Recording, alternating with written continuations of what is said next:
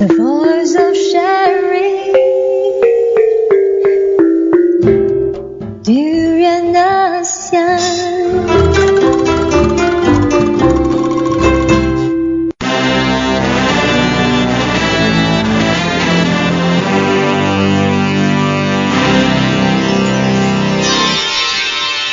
ASEAN Dailies. First and foremost news from Southeast Asia. Good morning, this is Arlene. Hi, this is Grace. And of course, you are with us as usual. As the host of ASEAN Daily, we will bring you news and also commentaries from Southeast Asia. So to start off today, do you know that for Thais, they don't have to get a visa to go to Myanmar? That's really awesome because even to enter Myanmar, most of countries they need to apply for visa, and then it's to be honest, it's a bit hassle, but it's really really good news for Thais who really want now fly into Myanmar. They get 14 days provided once they enter the country through Yangon, and then it is perhaps the relationship between the Myanmar and Thailand is something that we also need to think about at this point. I think since Myanmar opened up, their relationship with the Thai, which is their closest neighbor, has become so close. It's like Malaysia and Singapore, brother and sister kind of thing, or Timor-Leste and Indonesia. So the exemption is part of an agreement on visa waiver between Thailand and Myanmar. For Thais wanting to enter Myanmar at other international airports, they have to have a valid visa, but not when they are in Myanmar. On the other hand, do you know someone actually gained a visa entry to Indonesia? And now who's that? So we all know that in Malaysia, Israeli are barred to enter Malaysia. But fortunately, in Indonesia, also the largest Muslim population in the world, they granted an Israeli athlete a visa to the country. That's really amazing because he is a badminton player and then entered the country and compete in the World Championship in Jakarta after a month-long standoff and Israel's National Olympic Committee.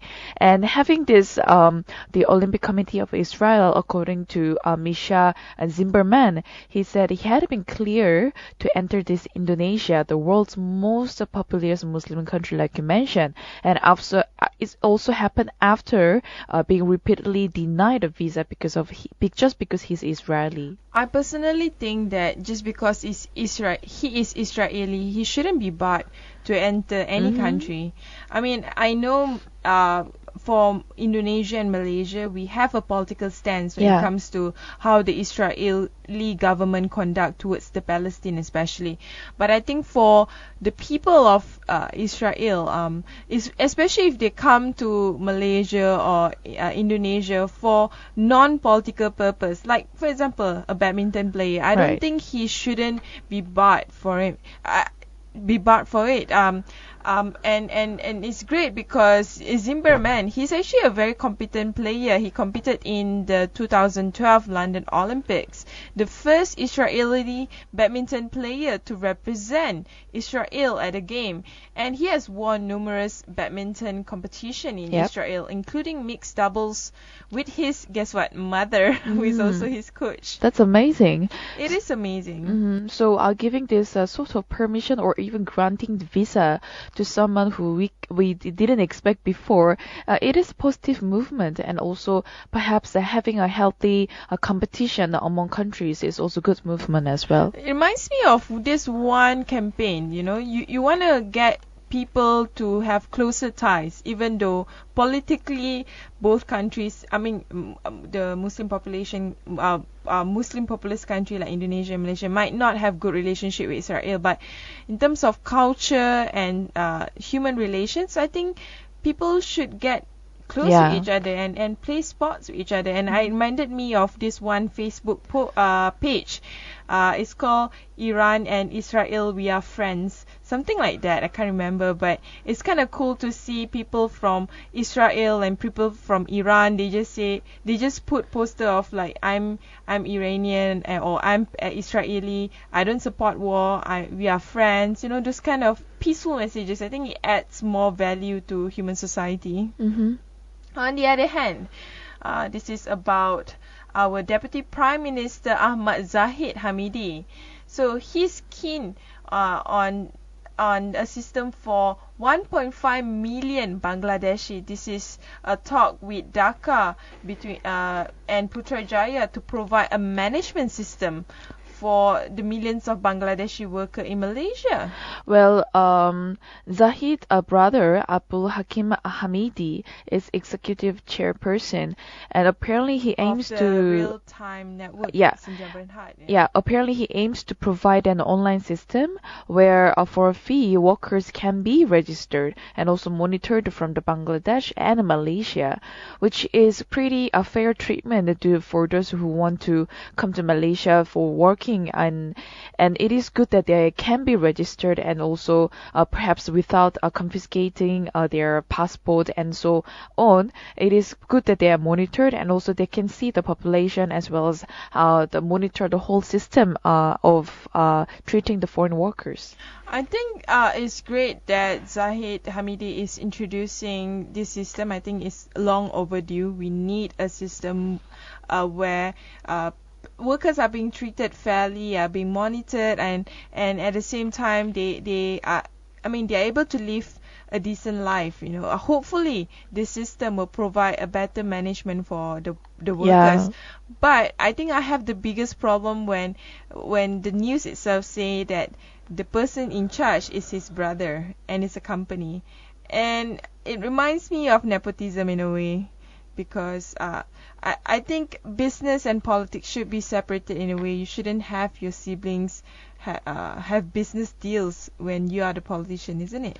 Well, it is sort of we can debate on this because this kind of schemes or policies that sort of has a lot of risks as well, and a lot of money, and it is being introduced at sort of the fancy of ministry or even all the prime minister, even, which can upset the whole country's workforce at the moment, and it will also jeopardize whole the safety and even also health.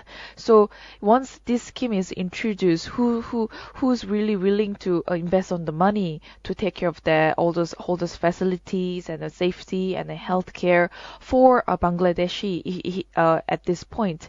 And then they also have their own right when it comes to citizenships, and then hope that they wouldn't create any negative effect to socio-economic in Malaysia. So there you go. Anyway, talking about monitoring, we have Myanmar sending home 159 Bangladeshi boat people, and Myanmar has returned all the almost 200 Bangladeshi migrants rescued from boats stranded off its coast in May. This is according to official reports, and the latest group to be repatriated also.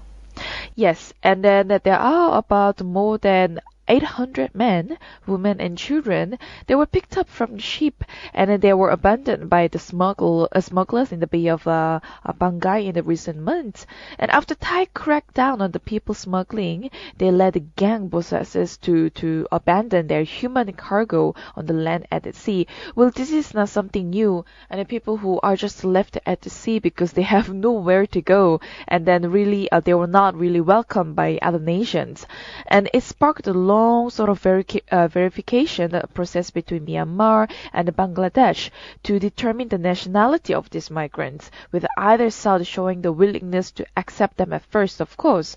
But then this migrant crisis that has been going on for a long time in Southeast Asia this year, of course, it was being highlighted on the news especially, and it went viral and upset a lot of people. And it is very important to sort of come up with a proper mechanism to save these people, and after how to sustain provide all those like homey places for these people. And what is interesting is the remaining 230 Bangladesh will be transferred soon, and the Bangladesh side are also conducting a rigorous verification process. So both party are doing something to ensure that these Bangladeshi either migrants or refugees are being placed I mean, they are being monitored in a way that we know like why they are there and who they are and all that. But I think the biggest question that people have yet to answer is, are these people entirely Bangladeshi, or are some of them the Rohingya refugees? And also it's important to also ask, even if they are Bangladeshi, why they are fleeing Bangladesh. Bangladesh is not really a country that is tarred with war, but more on poverty.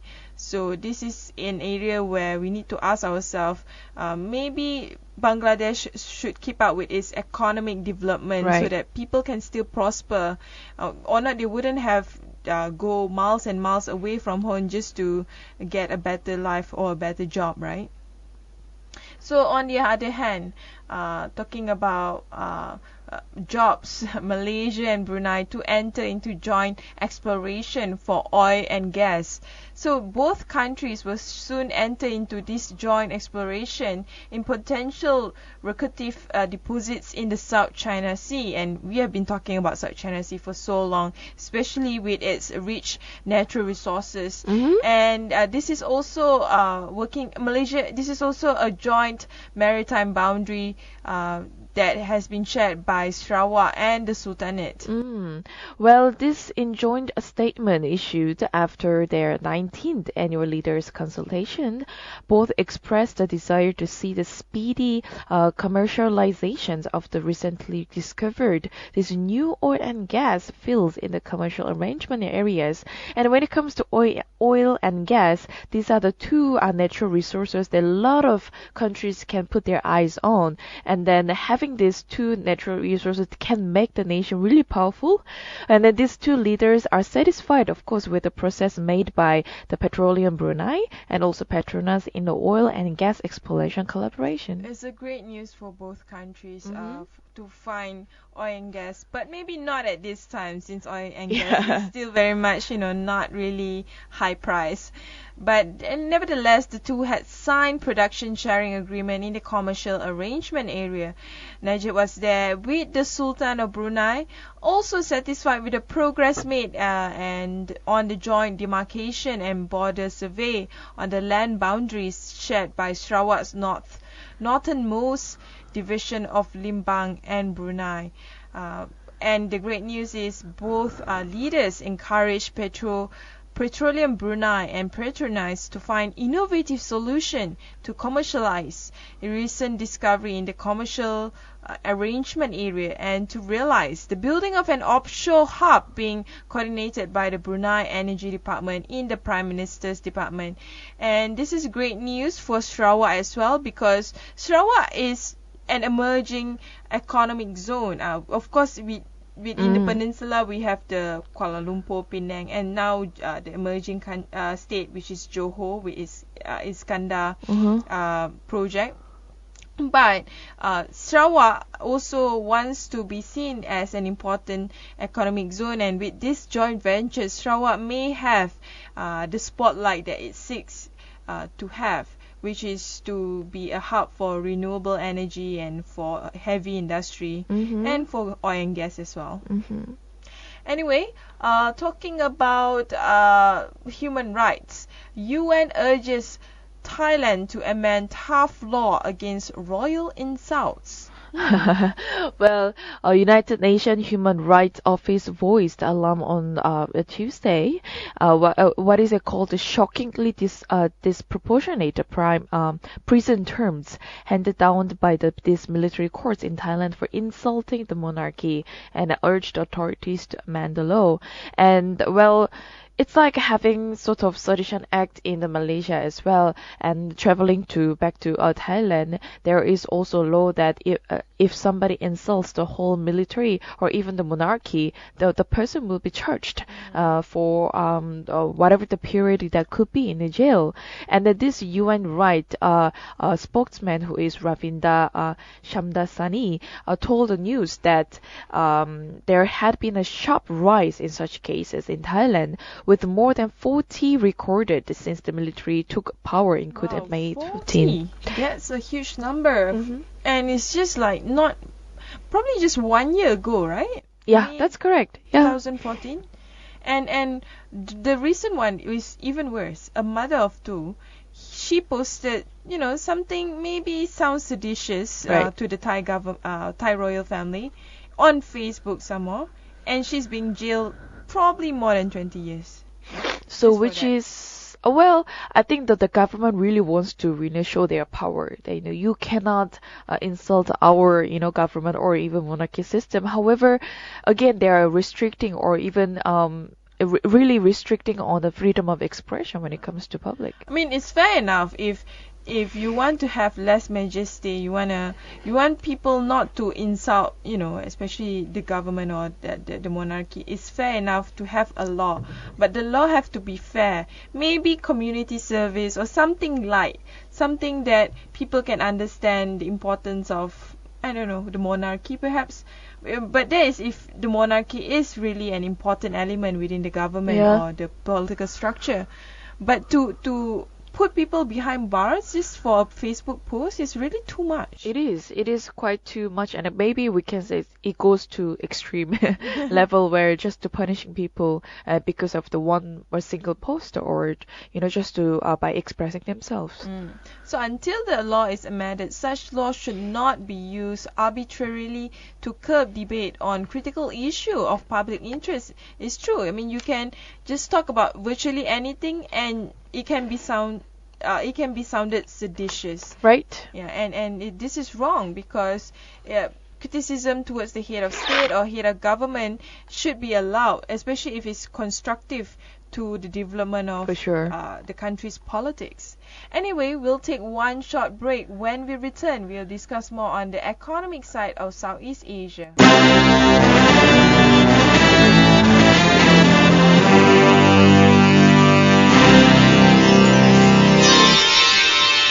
ASEAN Dailies.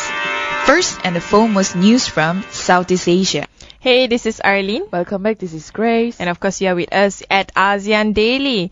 And talking about economy, of course, the biggest issue right now in Malaysia is why our ringgit is declining more and more. Exactly. But I actually felt better as a Malaysian as of today because there's a news saying that Singapore dollar is also weakening to 5-year low Oh as my China God. devalues its currency. So, a bit of a kiasunness in me is saying that, hey, so it's not just us that is in a tanking boat. You are also in the same tanking boat. Thanks I to didn't want China. to say because even before you commented, you was already smirking. Well, Singapore dollar, we believe that it was still strong when it comes to Southeast Asia, and the value it just goes higher and higher. But apparently, because China devalues its currency, Singapore also does follow its currency rate as well. And apparently, the Singapore dollar fell to 1.40 Singapore dollar against the greenback during the Asian trading. And then it was sort of a surprise change in the China's foreign exchange policy that the Singaporean dollar weakened to 5-year low against the US dollar. Wow, that's interesting because investors are reacting to very surprisingly to the change in the China foreign exchange policy and Singapore narrowing its economic growth forecast for 2015 also weighed on investors' sentiment. Besides that, analysts have said that Singapore is among a handful of currency that are seen being more sensitive to China's forex policy compared to other currency in the region. The yuan depreciated about 0.5% against the Singapore dollar to 4.5172 yuan. What I'm seeing right now is at least in terms of the currency market, not just Singapore, I think a handful of ASEAN countries are relying too much on China, even Malaysia. Yep. So once China, wants to do whatever with its currency market or its forex market, it can spell, the death of countries in Southeast Asia. For sure. I mean, a lot of analysts also kept coming up with their facts and then just to make sure that the values are there. But however, when it comes to currency, especially like you mentioned, I think perhaps a majority of Southeast Asia and also a few other countries do rely on the China currency. So it is important to, sort of build a good relationship with China perhaps, so we can give the benefits to each other.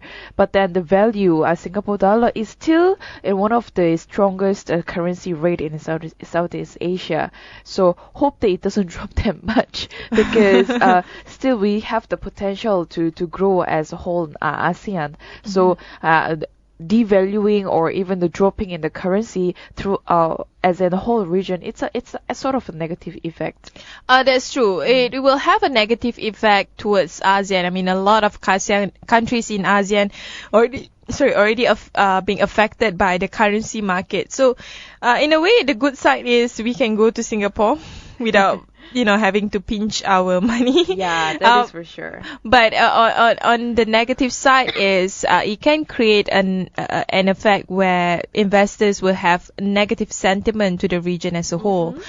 On the other hand, talking about investment, Vietnamese company favor Laos and US for overseas expansion.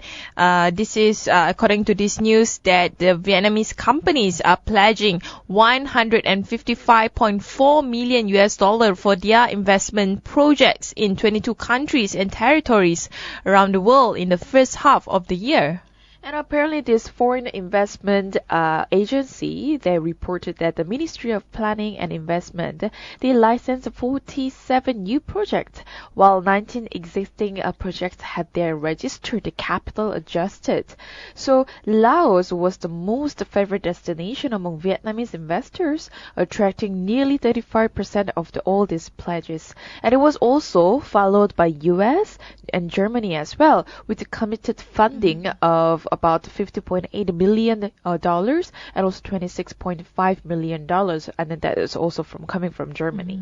I'm not surprised because Laos is situated next to Vietnam and it's really practically underdeveloped, and a lot of good investment will make the country a better nation economically. So I think Vietnamese investing in Laos is definitely will benefit the country in the future and also for the investors in the future as well.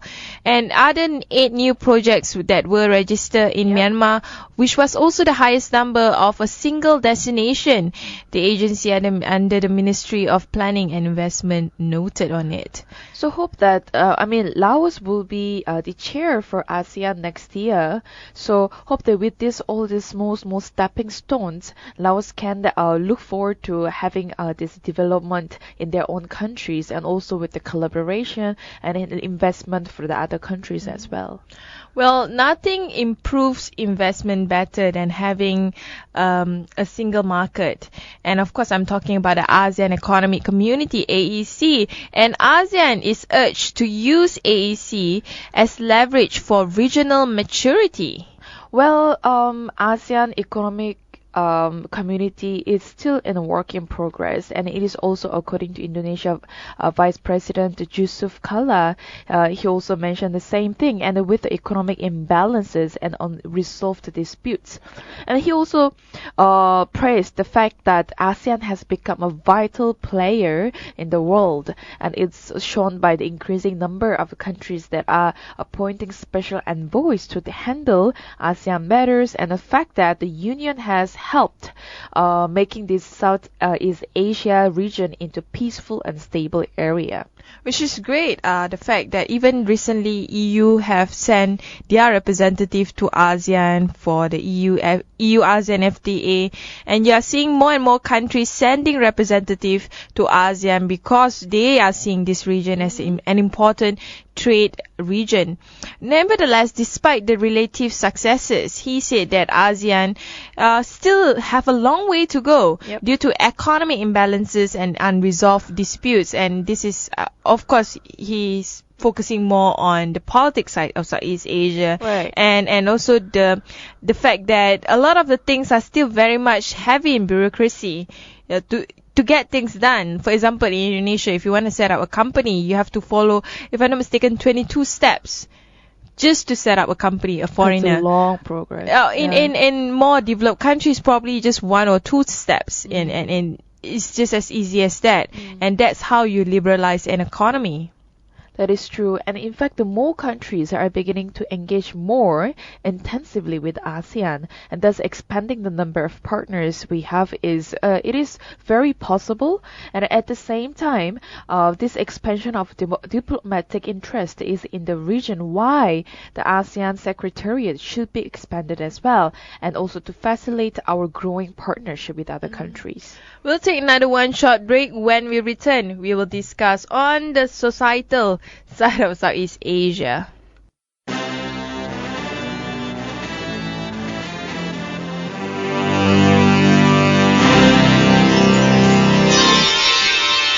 ASEAN Dailies. First and the foremost news from Southeast Asia. Hey, this is Arlene. Hi, this is Grace. And of course, you are with us on ASEAN Daily. So, talking about social society and culture, one of the greatest invention in the 21st century, I would say, especially for people who are on the go, is Uber. And I agree with you because it also enhanced our lifestyle and also especially when it comes to taxi services. And you are an Uber fan, I am a big fan of Uber fan. And but apparently there are still a few other countries around the world that the Uber is illegal, and still there has been some investigation going on, especially police do catch all those Uber drivers who drives around their country. And the country that is that you mentioned, Hong Kong, has arrested 5 drivers and still searching for the Uber officers. Police have raided in Hong Kong of the taxi hailing services Uber on Tuesday this week and arrested 5 drivers for the illegal use of vehicle for hire. This is what the police has mentioned. And a Hong Kong police senior inspector Bruce Hung said that the undercover police officer had used a mobile phone app to hail 5 cars and after being driven to their destinations and arrested the drivers. Well, I mean, the Uber, we are talking about this particular application, but it has brought a lot of changes when it comes to living and also lifestyle here. But however, in Hong Kong, maybe perhaps it is still a sort of new step that people are getting used to. And also it's up to the driver how he or she drives around with the passengers at the safe destination. But it is also important the Uber company to register properly and also legally under this nation to be able to provide more job opportunities to people there as well. Because after all, having Uber is first, it's very convenient. Second, it provides a lot of opportunities to people just to act or just to work as even part-time. I totally agree with that. There's so many transformation that Uber has done in terms of how we view a taxi service should be. And of course, people, in terms of free market, you use certain things because it is much more convenient than the other thing. I mean, it's either the taxi service should be improvised, or if you really want to monitor Uber, it has to be done in a way that you shouldn't just crack it down on Uber, but you should make Uber, I guess, much more law abiding to the national law of the country.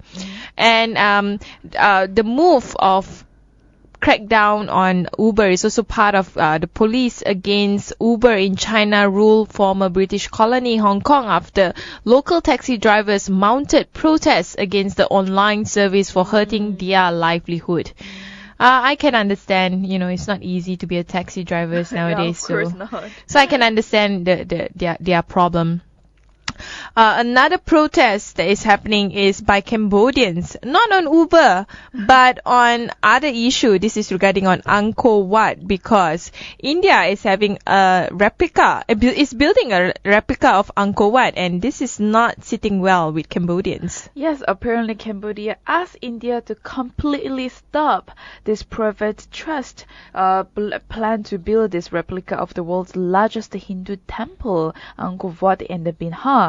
And well, this has been one of the tourist attraction as well. And it is beautiful building that according to the India, the nation, they want to have the similar sort of design and the constructions.